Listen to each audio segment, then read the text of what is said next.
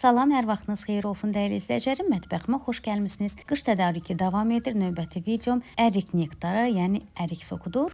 Marketlərdən aldığımız təbii şirələr var. Deyirəm ki, onlardan da gözəldir, onlardan da təmizdir. Çünki bilirik ki, içinə nə əlavə edirik. Deməli, ərik aldım, yaxşıca yudum bol suda, çəyirdiklərini təmizlədim və əlavə edirəm bir qaba. Təxmini 3 kilo yarım çəyirdəyi təmizlənəndən sonra çəkisi qalır. Əriklərin hardasa bir 4 kilo qədər, 3 kilo 800 qədər almaq lazımdır ki, ən azından bir 300-400 qram toma çıxanda bir təmiz 3 kilo yarım çəkisi qalsın.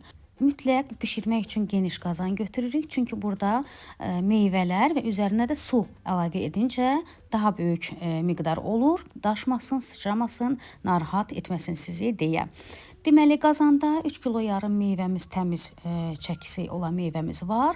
Onun da üzərinə kiloya 1 litr su nəzərdə tutulur əslində. Amma mən çox qatı evdə uşaqlar sevmədiyi üçün hardasa 3 kilo yarım meyvəyə 4 litr su əlavə etdim. Və hardasa bir qaynara düşəndən sonra 5 dəqiqə qaynadırıq, ərik tezcə bişir.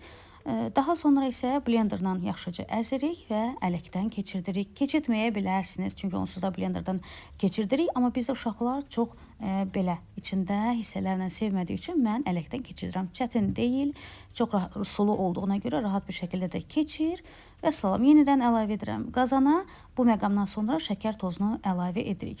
Hardasa başlanğıcda 400 qram əlavə etdim şəkər tozu. Bu da hardasa 2 dolu xuruşsal stəkan edir. Bir 10-15 dəqiqədə qaynayandan sonra bu cür köpüklərini üzərindən yığırıq. Dadına baxıram ki, necədir şirinliyi. Görürəm bir qədər azdır. 1 stəkan qədəri, su stəkanı qədəri, yəni 100 qram qədər şəkər tozu yenidən əlavə edirəm. Deməli 3 kilo yarım meyvəyə əlavə etdim. Bir də 4 litr su ilə birlikdə əlavə etdim 500 qram şəkər tozu. Bulkalarımı gördüyünüz kimi qabı yan maşında sterilize edirəm 70 dərəcədə və bununla da kifayət edir sterilizasiya.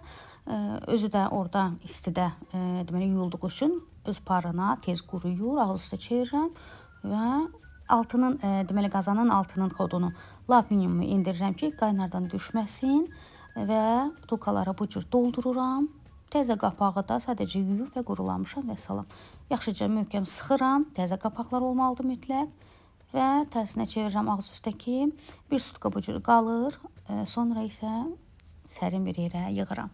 Belə ümidvaram ki, siz də yaralanacaqsınız bu videomdan.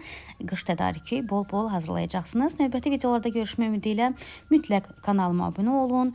Mütləq zəngi aktivləşdirin ki, bütün videolarım paylaşılan zaman sizə xəbərdarlıq gəlsin, xəbəriniz olsun. Videolarıma keçid edin, like edin. Mütləq rəylərinizi gözləyəcəm şərh bölümündə və videolarımı paylaşmağı unutmayın.